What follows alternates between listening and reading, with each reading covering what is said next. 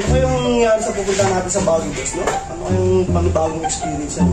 Para na, kung anong gawin natin dyan. Boss! Pala rin natin. Uy, talo na naman ako. Talo? Talo sa ano, pustahan, mga kalapate. Bakit? Arena yun. Arena.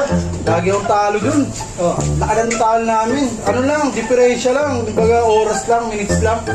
Pag flash down na kanila, yung sa amin, sa poste, tumagal. Kwenta. Yung karera ng kalapate? Tulit na naman eh. Talo kami dun. May inay kalapate na pinustahan mo. Puro ano eh. Puro tambay yun sa poste. Dapat kasi ang mga kalapating inaano mo, yung mga may mga pangalan na, yung mga breadwinner na. May mga singsing.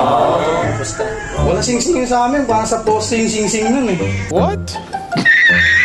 Ayan yun eh, may kwento yan boss sa kalapate. Ganyan. Parang may naamoy ako hindi maganda. Nagkakalapati siya ng karera. Pinusta niya yung pera niya, laging talo.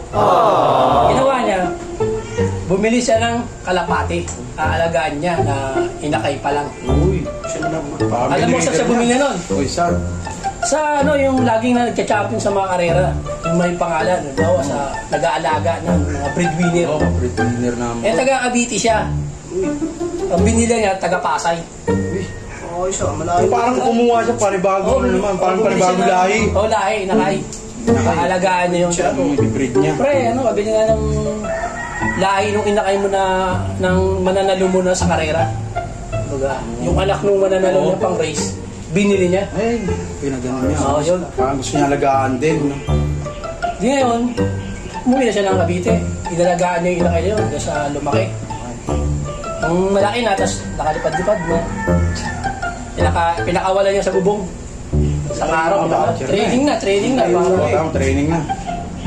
Pagdating ng hapon, papakainin niya yung kalapati na yun. Hinahanap niya, nawawala. Papakainin niya. Oo, papakainin niya. Nasaan na yung kalapati, nawawala. Hindi niya makita. Hinahanap niya yung buong paligid. Naku, wala na yata. Sabi niya sa kanya, ginawa niya. Maya-maya, naka-receive siya ng text nang binilan niya ng kalapati. Ay, pre, andito yung kalapati binili mo sa akin, inakay. Bumalik dito sa akin. Ito mabait yung may-ari. Hindi mabalik. Ang mabait. Sinabi sa kanya, ganun ba? Napaka-butcher pala ano sa amo talagang. Ginawa niya, lumuwas siya ng Pasay, kinuha niya yung kalapati. Sino itong balok sa tayo nung night? Tumatay siya. Kinuha na naman niya ulit. Oo, kumuha niya. Sabi niya, sobrang butcher mo. Pag-uwi niya sa kalapati sa amin. Binagwisan niya ngayon. Bagwis. Hindi na makabalik. Hindi makalipad. Hindi na makakalipad yun eh. Oo. Hindi ngayon. Tinatagal niya na sa kulungan, mga isang araw. Tapos pinakawalan niya ulit. Pinakawalan niya sa bubong niya. Pinagala-gala niya. Pinagala-gala niya. Pero bagwis na yung kalapate. Hindi na makakalipad yung boss. Hindi na. Eto na. Pagdating ng hapon, papakainin niya. Nawawala na naman yung kalapate. Ayan, saan na kayo? Sabi niya. Bagwisado na yan. Bagwis na eh, di ba? Hindi na makalipad eh. Nandyan lang yan. Nakuha Wala. Hanap siya. Hindi pa rin niya makita. Eto na. Tinawagan niya yung pinagbilan niya na may-ari na kalapati sa Pasay. Hello. Pre, andyan ba yung kalapati na binili ko sa'yo? Teka, titignan ko, hanapin ko. Sabi ng may-ari. Tinignan, nakita doon. Nakabalik pa rin. So, pinabalik pa rin. Ang ginawa pala nung kalapati na yun, talong-talong na sa bubong, gano'n, lipad, talong, lipad. Paano, basta makarating sa ulit Pasay. Talaga, grabe pala talaga yun, di ba? Bentanon yung kalapati niya. Masahe na naman siya.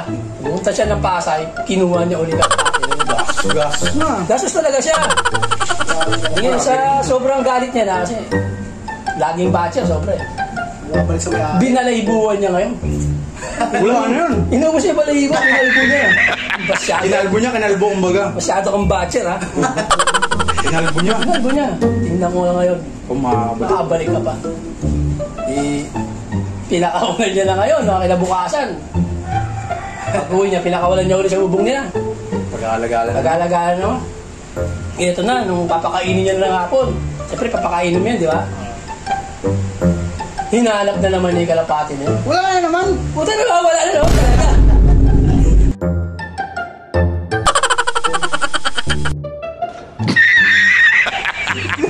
Sabi niya ngayon, alam ko na kung saan ito nagpunta eh. Alam ko na kung saan ito nagpunta eh. Doon na naman ito sa Pasay, sa may-ari nito to eh. Lumuha siya ng Pasay. Ang sakto lang ang nagkataon pabasahan niya ng Pasay. Sakto lang. Pagdating niya ron, sabi niya sa may-ari ng kalapati niya, pre, wala na naman kalapati ko ron eh. Na binili sa'yo, baka nandyan. Sige, tara, hanapin natin. Sabi ng may-ari, ito na. Pagtingin niya sa bubong, hinanap niya, wala yung kalapati. Yun, ba't wala? Tataka na siya. Taka siya, hindi nakabalik. Kasi alam niya, doon talagang dulo. Ang pamasahe niya ngayon, sakto lang. Yung pauwi niya, wala. Nahiya naman siya magsalita sa may-ari. Mga kairam na makasan pa uwi. Ganun ba, pre? Salamat ha, sige, uwi na ako. Umuwi siya. Alam mo ginawa niya? Wala siya pamasahe. Naglakad siya ngayon. Naglakad lang siya. Papuntang Cavite. Oo, tama. Eto na, lakad siya. Siya ang layo, iba yung Pasay. Pawis na pawis siya ngayon. Butil-butil yung pawis niya. Sa lubong sila ng kalapati ngayon, no? Naglalakad din yung kalapati, papuntang Pasay. Siya pauwi. Galit na galit siya, oh. Nauna pala siya sa Pasay. Kasi namasahe siya eh. Yung kalapati naglalakad, papunta pa ng Pasay. Galit siya, talas eh. Parehas sila pawis na pawis eh. Yung kalapati, ha? Pawis na pawis din eh. Galit na galit siya eh. Pakulo siya ngayon, kinakatay niya kalapati, buisit ka.